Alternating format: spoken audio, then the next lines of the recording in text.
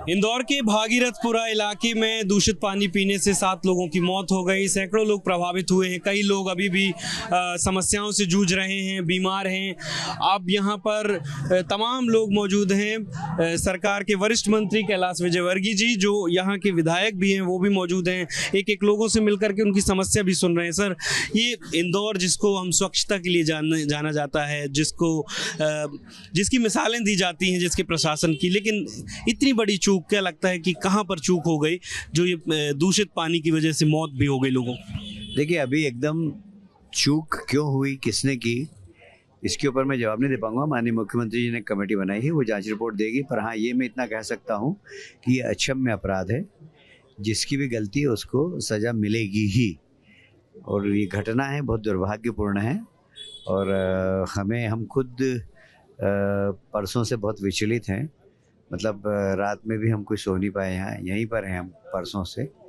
और हम देख रहे हैं कि बहुत आर्थिक रूप से कमज़ोर वर्ग के लोग हैं और काफ़ी परेशानी है। तो हम उनकी परेशानी नहीं आए, इसीलिए बैठे हैं परसों से यहाँ पर।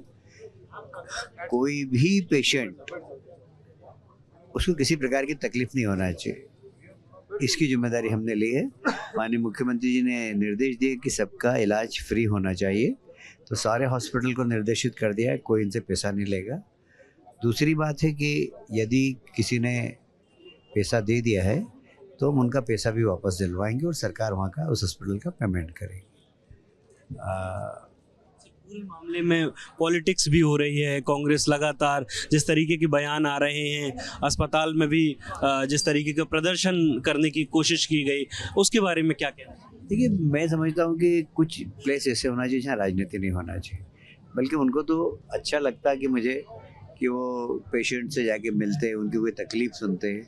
यहाँ पर राजनीति थोड़ी करने की ज़रूरत है। स्थानीय कांग्रेस के कार्यकर्ता सब हमारे साथ बैठ के यहाँ पर काम कर रहे हैं। जो स्थानीय कार्यकर्ता है, बाहर के लोग आकर यहाँ पर राजनीति कर रहे हैं, कोई मतलब ही नहीं है। स्थानीय देखो, पीछे पंडित जी बैठे हुए हैं, ये मदन यादव जी बैठे हुए हैं, सब लोग यहाँ पर है। कांग्रेस के लोग भी हमारे साथ खड़े हैं, सब लोग मदद कर रहे हैं। क्योंकि ये कांग्रेस और बीजेपी की समस्या थोड़ी, पूरी कॉलोनी की समस्या है।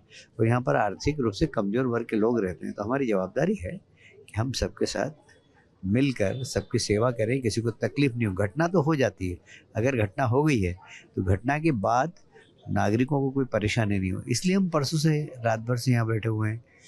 कल भी और आज भी हम जब भी जाएंगे जब यहाँ से पेशेंट आना बंद हो जाएंगे।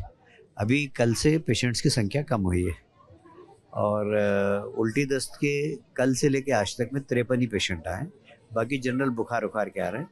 तो उसमें से 16 सीरियस थे, हमने उनको भेज दिया है। 18 सीरियस थे, उनको भेज दिया हॉस्पिटल में हमने व्यवस्था कर रखी है। अरविंदो में 100 बेड बुक किए हैं। MY में एक वार्ड पूरा की पूरा हमने खाली करवा दिया है, वो भागीरथपुरे के लोगों के लिए है।